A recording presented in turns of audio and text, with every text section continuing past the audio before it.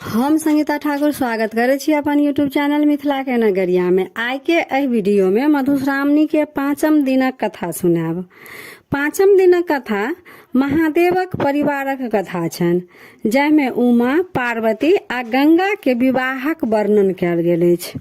तो चलू आब कथा सुनू। अगर चैनल पर नया छी तो चैनल के सब्सक्राइब जरूर कर लेब आ नोटिफिकेशन से ऑन कर लेब, ताकि हम कोनो नया वीडियो डालब तो सबसे पहले पहुंचत अहाँ तक। तो चलू आब पहले कथा सुनू। राजा दक्ष के प्राण त्यागलाक बाद प्रजापति हिमालय के रूप में अवतार लेलनि। हुनका क्रमशः 5टा बेटी भेलनि: उमा, पार्वती, गंगा, गौरी आ संध्या।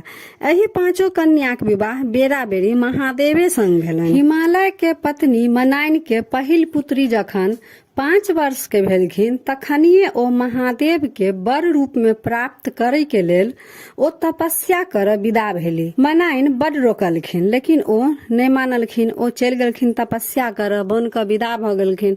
जखन ओ 3 वर्ष तपस्या करलखिन त हुनकर उम्र 8 वर्ष भ गेलनि। 5 वर्ष में गेल छलखिन तपस्या कर आ 3 वर्ष तपस्या केलखिन। तखन 3 वर्ष तपस्या केला के बाद महादेव दर्शन देलखिन। महादेव से अपन कामना मंगलखिन जे हमरा अहाँ सन वर भेटा।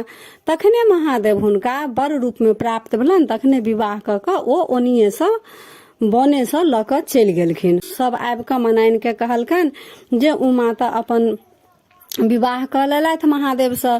मनाइन कान खींच के अपन रह गेलखिन। मनाइन बताह जका कर लगलखिन जे फूल सनक बेटी ई बुढ़वा बर लग। फिर कुछ दिन बाद हिमालय के दोसर बेटी पार्वती भेलखिन।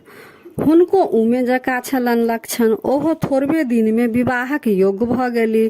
पार्वती एक दिन फूल तोड़ लेल सखी सब संगे कनक शिखर पर गेली। ओतऽ ओ एकटा बूढ़ व्यक्ति के देखला, जकरा बड़का बड़का पाकल केश छलन, बड़का बड़का दांत छल।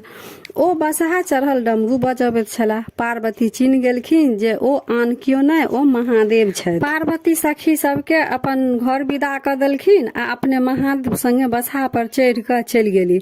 सखी सब जखन घर आबि क मनाइन के सब बात कहलकनि, ओ अपन कपार झाँटऽ लगली जे हमरा कपार में की लिखल अछि जे एना भ जाइ अछि, किंतु आब जे भ गेल तकर कोनो उपाय नहीं अछि। आब हम अपन बेटी सबके ओइ बुढ़वा बर संगे विवाह नहीं हुआ देब। कुछ दिन बाद फिर हिमालय के तेसर बेटी भेलनि गंगा। ओहो जखन पैघ भ गेलखिन, तखन एक दिन महादेव भिखारी के रूप में आबि क गंगा के अपन जटा में नुका क भाग गेला।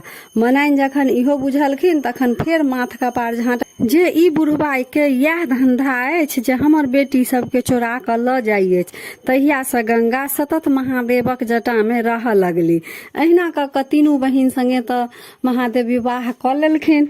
आब रह गेल दुनू बहिन संग विवाह, गौरी संग आ संध्या संग। ई दुनू बहिनक कथा आगू दिनक कथा में अछि। तो 5म दिनक कथा यह रहा। वीडियो केहन लागल कमेंट जरूर करब, आ नीक लागल तो लाइक शेयर सब्सक्राइब क के मैथिली भाषा के सपोर्ट जरूर करब। तो फिर उपस्थित हो एकटा नया वीडियो के संग। ताबे तक जय मिथिला, जय मैथिली।